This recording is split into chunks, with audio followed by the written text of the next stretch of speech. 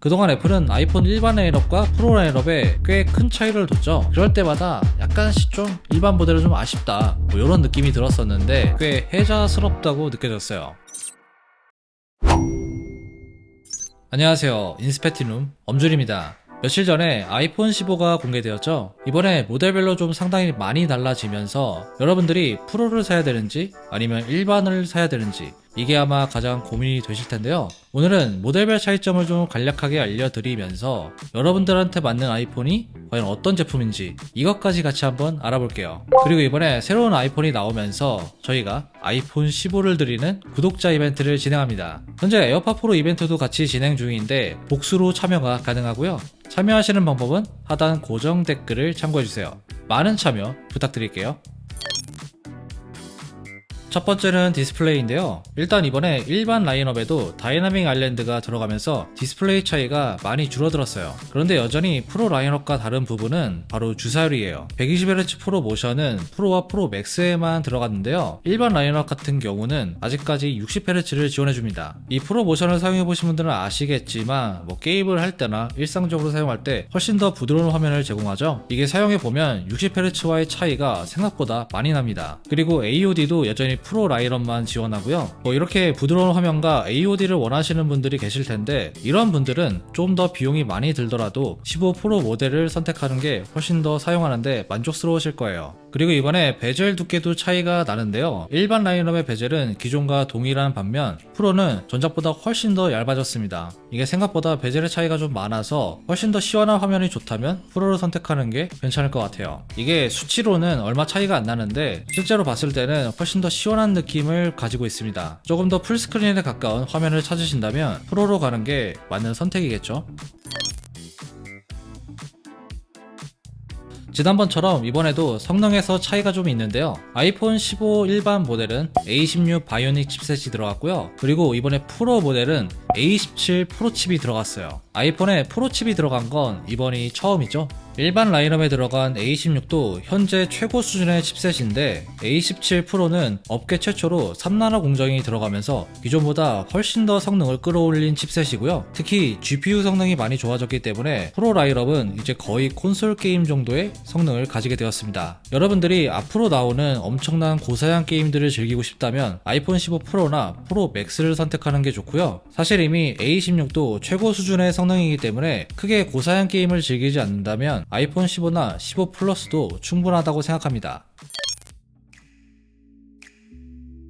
이번에 아이폰 15 시리즈는 일반과 프로 모델 모두 디자인적으로 공통된 특징이 있는데요. 일단 옆면 가장자리가 약간 곡면으로 처리가 되어 있고요. 화면 크기도 6.1인치와 6.7인치로 모두 동일합니다. 그리고 다이나믹 아일랜드도 모든 모델에 공통적으로 들어가 있어요. 다만 제품의 사이즈에서는 약간 차이가 있는데요. 프로 라인업이 일반 라인업보다는 가로 세로 길이가 약 1mm씩 짧고요. 두께는 0.4mm 정도 두껍습니다. 그리고 이번에 프로에는 티타늄 프레임이 들어가면서 무게도 19g이 가벼워졌습니다. 사실 스마트폰에서 이 정도 무게가 줄었다면 굉장히 좀 많이 줄었다고 할 수 있는데요. 그런데 아무리 20g 정도가 가벼워졌다고 해도 일반 라인업보다는 프로가 아직까지는 좀 무겁습니다. 그래서 나는 가벼운 무게가 좋다 이러신 분들은 일반 라인업을 선택하는 게 좋을 것 같고요. 나는 무게는 크게 상관없다, 그냥 성능이 좋으면 좋겠다, 뭐 이러신 분들은 프로로 가시면 좋을 것 같습니다.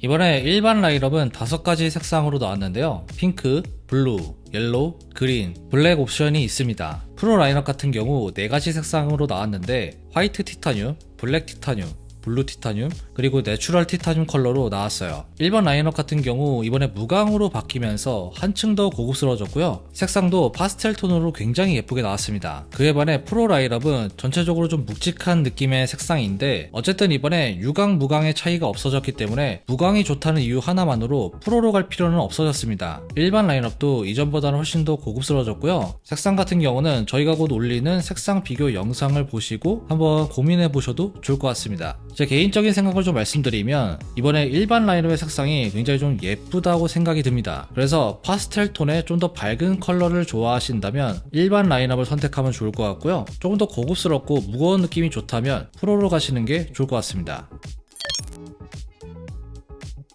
이번 아이폰 15에서 가장 큰 변화 중에 하나가 바로 포트인데요. 드디어 USB-C 포트가 아이폰에 들어갔습니다. 이건 일반과 프로 모두 다 들어갔고요. 그런데 한 가지 차이점이 있습니다. 프로 라인업은 USB-3를 지원하고요. 일반 라인업은 기존과 같은 USB2를 지원해요. 그래서 프로 라인업은 일반 라인업보다 20배 빠른 10GBps의 데이터 전송 속도를 지원해주고요. 또 한 가지 중요한 점이 있는데 프로는 캡처 1을 지원해서 프로 로우 파일을 촬영하면 실시간으로 맥에서 볼 수도 있습니다. 그리고 외장 하드를 연결하면 프로레스 촬영을 바로 저장시킬 수도 있어요. 이 프로레스 파일은 정말 용량이 어마어마하게 큰 파일이거든요. 아이폰 저장 공간에 부담이 될 수밖에 없는데 용량 걱정 없이 이런 부분도 가능해졌다는 거 알고 계시면 좋을 것 같습니다.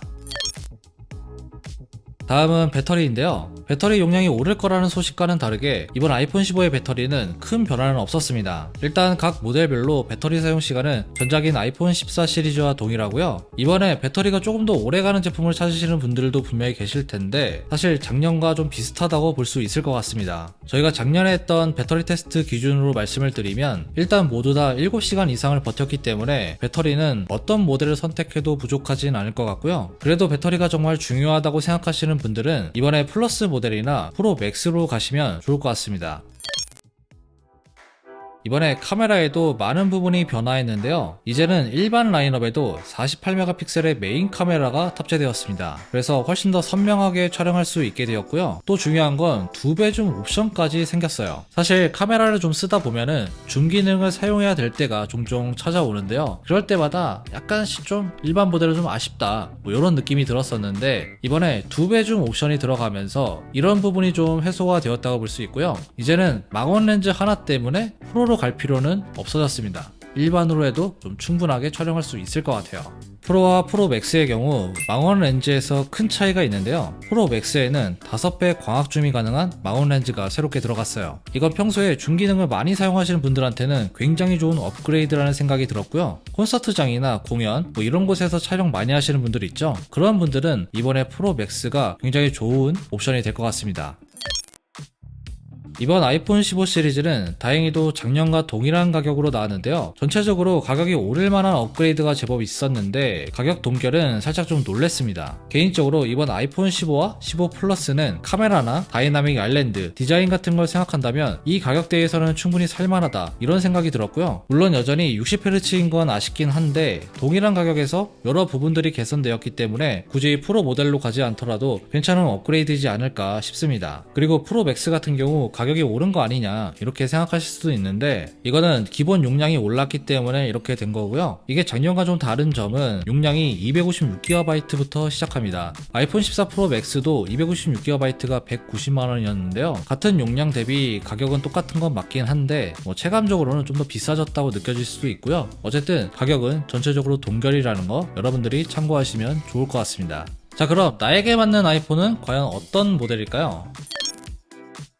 제가 생각할 때 이번에 일반 라인업이 꽤 혜자스럽다고 느껴졌어요. 그동안 애플은 아이폰 일반 라인업과 프로 라인업에 꽤 큰 차이를 뒀죠. 그런데 이번에 그 차이가 좀 줄어들었어요. 앞부분에 말씀드렸지만 다이나믹 아일랜드나 카메라 화소 이런 부분들이 상당히 좀 개선이 되었죠. 그리고 무광으로 나와서 이전보다 고급스러워졌다는 것도 하나의 구매 포인트가 될 수 있을 것 같아요.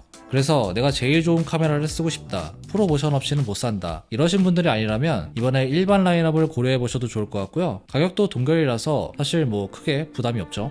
그러면 일반 라인업에서는 과연 뭘 골라야 되냐 이렇게 생각을 하시겠죠. 제 생각에는 더 큰 화면과 좀 더 오래가는 배터리 이런 게 필요하다면 플러스 모델을 가는 게 맞고요. 나는 가벼운 무게와 적당한 화면 크기이면 충분하다 이러신 분들은 아이폰 15 기본 모델을 선택해 주시면 되겠습니다. 그리고 프로 라인업 같은 경우는 여러분들의 소비에서 스마트폰이 우선순위에 있는 분들이 선택하면 좋은데요. 이번에 새롭게 들어간 티타늄 프레임이나 새로운 액션 버튼, 높은 성능과 부드러운 화면 등등 비싼 만큼 아이폰의 모든 기능을 다 사용할 수가 있어요. 이번에 무게가 가벼워진 것도 좀 크다고 할 수 있는 부분이고요. 일반 모델보다 좀 더 고급스럽고 120Hz 프로 모션 이걸 포기할 수 없는 분들은 프로 라인업이 적합하다고 생각합니다. 아이폰 15 프로 같은 경우는 프로 맥스보다 사이즈가 더 작기 때문에 좀 더 가벼운 무게를 원하시거나 상대적으로 손이 작으신 분들이 선택하면 좋고요. 그리고 프로 맥스는 화면이 크기 때문에 영상 시청이나 고사양 게임을 자주 하시는 분들에게 좋은 모델이라고 할 수 있어요. 특히 이번에 5배 광학 줌이 가능한 망원 렌즈까지 들어가 있죠. 그래서 카메라에 좀 진심이다 이러신 분들은 기왕 선택하시는 거 프로 맥스를 추천드릴게요.